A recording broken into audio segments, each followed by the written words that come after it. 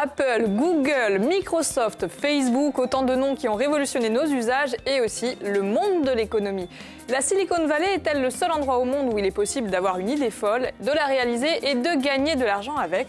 Ou alors, peut-on vivre en Corse et monter une start-up ? Si vous avez des questions, vous pouvez nous appeler en direct au 0800 3x0 900. C'est Emmanuel Pierre et Pascal Agostine qui vont répondre. Bonjour Emmanuel. Bonjour. Ça va depuis tout à l'heure ? Oui, très bien, merci. On rappelle, vous êtes le directeur d'Initia. Pour ceux qui n'auraient pas vu l'émission tout à l'heure, Initia, c'est Structure d'appui aux projets innovants qui porte un incubateur et des missions d'animation dans le secteur de l'innovation et financée par la collectivité territoriale de Corse et ses membres fondateurs, les chambres de commerce, les communautés d'agglo et l'Université de Corse. D'accord. Et derrière nous, dans l'écran, il est à Bastia, c'est Pascal Agostine. Bonjour Pascal. Alors, Bonjour. on rappelle, vous êtes le directeur de la Cage Business School. Excusez du peu. C'est donc une école de commerce D'accord, elle et est de du management qui est gérée par la CCI de Bastia. D'accord, c'est une école qui est nationale et il y a une antenne du côté de Bourg, c'est ça, en gros ? Tout à fait, exactement, oui. Donc, tous les deux, vous devriez savoir, peut-on vivre en Corse et monter une start-up ? Qui répond Pas trop vite. Alors, j'ai envie de dire oui. Ouais. C'est oui pour la bonne et simple raison que contrairement à d'autres activités, une start-up, on verra un peu ce que c'est après, mais n'a pas besoin de s'adosser à de grands centres de recherche ou à un milieu industriel riche. Donc oui. D'accord, monsieur le professeur, là, Bastia, vous êtes d'accord ? Bien sûr, puisqu'on va essayer d'initier encore plus l'émergence d'idées. Donc c'est que derrière, il y a un potentiel et on peut vivre d'une start-up en Corse. D'accord. Alors, c'est assez obscur. Qu'est-ce qu'une start-up ? Emmanuel ? Alors, on a beaucoup de définitions. C'est un terme que beaucoup de monde s'est approprié. Il y a une définition officielle qu'on voit sur Google qui dit qu'une entreprise en construction qui n'est pas encore lancée sur le marché commercial et qui fonctionne à titre expérimental est une start-up. Mais en fait, c'est une notion un peu limitée. Oui. Une start-up, c'est pas encore une entreprise, ou ce n'est pas qu'une petite entreprise. Il y a des principes qu'il faut connaître pour définir la start-up. D'abord, c'est une entreprise en forte croissance, Ouais. alors, en fort potentiel de croissance si elle ne D'où génère son pas... nom. Exactement, Ok. exactement. C'est une entreprise qui se caractérise quand même par un risque élevé, puisqu'il y a un décalage entre son démarrage et le fait qu'elle génère des revenus. Et de ce fait, qui rencontre des difficultés de financement que ne rencontrent pas des entreprises classiques. D'accord. Même si des entreprises classiques aussi ne sont pas sans risque. Eh ben, on va revenir sur des caractéristiques de la start-up. Mais vous savez quoi, Pascal ? On est allé du côté de chez vous, à Bastia. On est allé poser la question dans la rue. Vous allez voir que les réponses ne sont pas évidentes. On écoute. Qu'est-ce que vous pensez de l'achat des voitures en leasing ? Est-ce que vous avez un avis là-dessus ? Ah, c'était pas ça, c'était raté. Ça, ce sera donc demain. Alors, je ne sais pas si on a les réactions. En revanche, bon, ben voilà, on les a pas. C'était compliqué, vraiment, d'avoir une réponse parce que Ça ne m'étonne pas. il n'y a pas qu'une seule et même définition. On ne sait pas vraiment ce que c'est. Est-ce que, très concrètement, on peut expliquer aux gens ? Parce que ça, c'est la définition officielle sur Wikipédia. Mais est-ce qu'on a très clairement, est-ce qu'on peut le définir très clairement, ce qu'est une start-up ? Alors, elle se trouve en intersection, à l'intersection des entreprises dans le numérique. Une start-up n'est pas que dans le numérique, c'est important de le préciser, mais elle s'appuie sur ce secteur parce que c'est quand même celui qui permet à des entreprises de connaître une croissance importante dans des délais assez rapides. Et elle est innovante. Mais ce n'est pas encore une entreprise. Même si toutes les entreprises innovantes ne sont pas des start-up. Donc c'est un peu délicat, mais elle est à Ouh là là. l'intersection entre ces deux concepts. Pour résumer, ça va être une entreprise, une entreprise, oui, mais qui ne va pas encore générer de chiffre d'affaires et qui est à un stade expérimental et qui a besoin pour cela d'un certain nombre de ressources pour croître et connaître le potentiel. On a Pascal qui sourit derrière, qui vous regarde, qui rigole, qui vous voit vous dépatouiller avec, C'est très en difficile, essayant de donner hein. une définition à quelque chose qui finalement n'a presque pas. Ça vous fait rire. C'est compliqué, mais bon, ce qu'il faut dire, c'est que c'est une entreprise qui véritablement recherche le bon modèle économique pour pouvoir être rentable. Donc ce que dit Emmanuel, il a entièrement raison, mais c'est vrai que vu de l'extérieur, c'est assez complexe. Alors, on a parlé de Google, Facebook et autres. Est-ce qu'on a potentiellement, nous, encore des Steve Jobs, je vais y arriver, ou des Mark Zuckerberg? Potentiellement, oui. C'est vrai que ces projets, ces entreprises, ce ne sont plus des start-up, vous avez bien compris. Oui, ça y est, c'est fait. Ces grands groupes, ces grandes entreprises sont nées dans un écosystème qui n'existe bien évidemment pas en Corse. On est à Palo Alto, dans la Silicon Valley. Pour autant, il est possible pour des entrepreneurs de pouvoir créer une boîte qui croît très rapidement, qui peut avoir un grand potentiel en termes de recrutement. Et si ça n'est pas les Steve Jobs de demain, en tout cas, ça sera des start-upers corses qui auront la possibilité de vivre de leur activité. Est-ce qu'ils auraient les mêmes moyens, Pascal, Emmanuel, pour créer leur entreprise ou pas forcément? Non, je ne parle peut-être pas en termes de financement, mais au niveau de l'accompagnement. Ils auront accès à des moyens. Effectivement, ce qui est important pour une start-up, c'est d'abord de bénéficier d'un accompagnement, puisqu'on est vraiment dans le brouillard complet. Il existe des dispositifs en Corse, Initia en est un, mais on n'est pas les seuls. Il existe aussi des dispositifs de financement qui accompagnent ce genre de création d'entreprise. Maintenant, c'est vrai que ce n'est pas la même culture. Justement, on a une réaction de Marion qui nous dit: est-ce que ça correspond vraiment au tissu économique de la Corse, la start-up? Pascal, dépité. La start-up je dirais l'avantage de la start-up, peu importe son implantation, elle peut avoir un rayonnement international, elle peut avoir un marché local. Donc je dirais la Corse est un lieu aujourd'hui propice à la création de start-up. Ensuite, à côté de ça, il y a l'entreprise traditionnelle qui va continuer à exister, qui devra se moderniser, qui devra parfois prendre aussi les méthodes des start-up.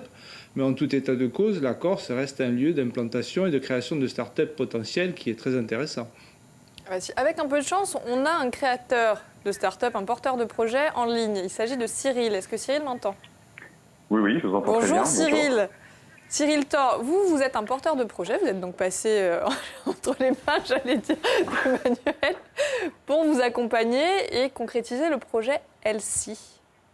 Oui, tout à fait. Donc nous, on a commencé le projet. Donc à l'époque, j'étais porteur de projet, c'était il y a 3 ans, en 2013.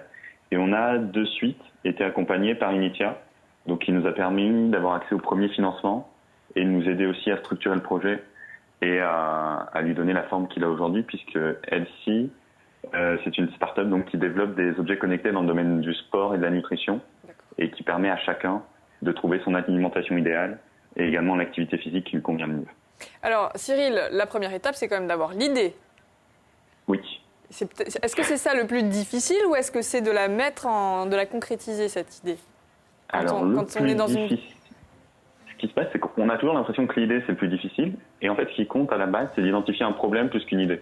Un problème, et après, justement, l'accompagnement, que ce soit l'incubateur, l'écosystème, la façon dont l'idée mûrit, ça va être de trouver la solution et de trouver la meilleure façon de le mettre en œuvre. Ça peut être par un business model, par une approche originale, mais c'est plutôt une problématique qu'il faut identifier que véritablement une idée de solution, puisque souvent, la solution change au fur et à mesure du développement du projet. Et c'est ça vraiment, au-delà de l'innovation, l'ADN de la start-up, savoir prendre le problème différemment. Exactement, c'est ce qu'on disait tout à l'heure et c'est ce que rappelait Pascal et c'est ce que dit très bien Cyril.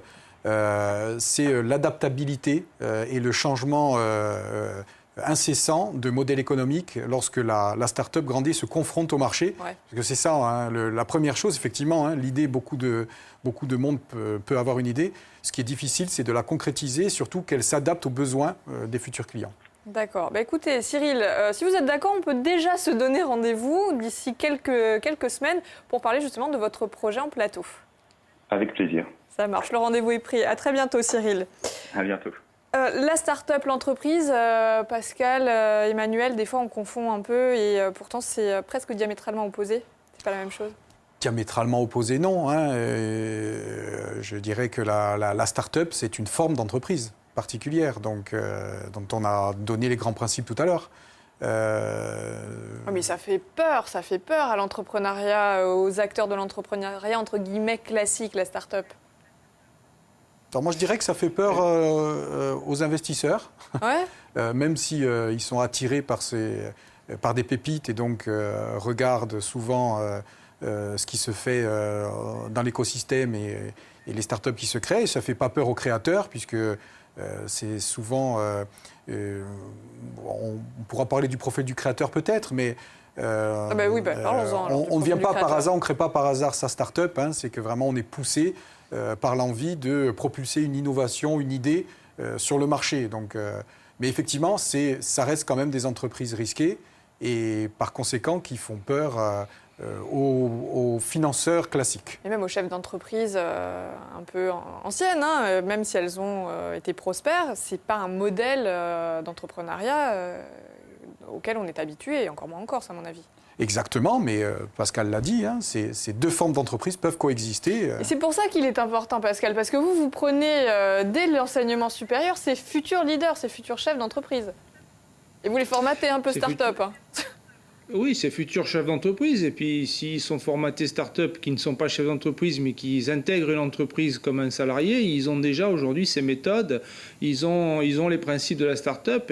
Et là, on ne parle plus d'entrepreneuriat, on parle d'intrapreneuriat, c'est-à-dire qu'au sein d'une entreprise, on peut porter des projets avec un mode start-up. Donc l'intérêt d'avoir des jeunes formés, c'est qu'ils peuvent soit créer, soit à un moment donné intégrer de nouvelles compétences dans les entreprises traditionnelles. D'accord, mais alors c'est-à-dire, par exemple, une start-up à l'inverse d'une entreprise qui va se monter traditionnellement, son business plan, il est tout le temps en mouvement, sa ligne de conduite, elle n'est pas déterminée. C'est tout le temps en train d'osciller une start-up. Alors effectivement, bon, par définition, un business plan évolue pour tout type d'entreprise, mais encore plus pour une start-up. Ça a été dit tout à l'heure, hein, on peut avoir une idée, la manière de satisfaire un besoin va évoluer. Et notamment le business model, le modèle économique. Oui. Donc on emploie des termes barbares de lean startup, il y a des méthodes pour pouvoir corriger le tir en cours d'évolution, mais c'est très complexe et la startup est justement très confrontée à ça, c'est pour ça qu'elle a besoin d'accompagnement, de ressources et de compétences pour pouvoir y parvenir. Alors il y a une notion aussi qui est très particulière à la start-up, c'est la notion d'échec. L'échec, c'est presque une plus-value dans la start-up, puisqu'on apprend, on grandit de ses erreurs, à l'inverse d'une entreprise où... l'échec n'est pas très bien vécu. Encore une fois, hein, moi je ne veux pas non plus opposer entreprise et start-up, puisque la start-up est une forme d'entreprise, mais c'est vrai que dans la culture start-up, lorsque quelqu'un se présente et qu'il a déjà subi un échec, alors ça va dépendre aussi du milieu dans lequel il évolue, et notamment de la culture anglo-saxonne qui est beaucoup plus ouverte à ce genre de principes.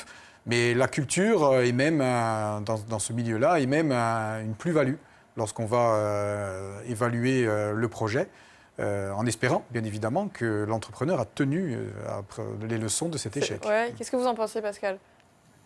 Vous êtes d'accord ? Il faut apprendre à vivre l'échec, je crois, et en tirer profit. C'est ça la force des futurs entrepreneurs. C'est vrai que la culture entrepreneuriale traditionnelle n'est pas forcément formatée par la culture de l'échec. Donc il y a une véritable évolution dans la manière d'entreprendre aujourd'hui, et l'échec fait partie des éléments fondamentaux. De la start-up, d'accord. Vous avez beaucoup parlé d'innovation, Emmanuel. Est-ce que forcément la start-up est une entreprise innovante, ou est-ce qu'on peut mêler un savoir-faire un petit peu... Imaginons notre Francine qui aimerait se lancer dans le canistré. Est-ce que ce serait une start-up ou pas ?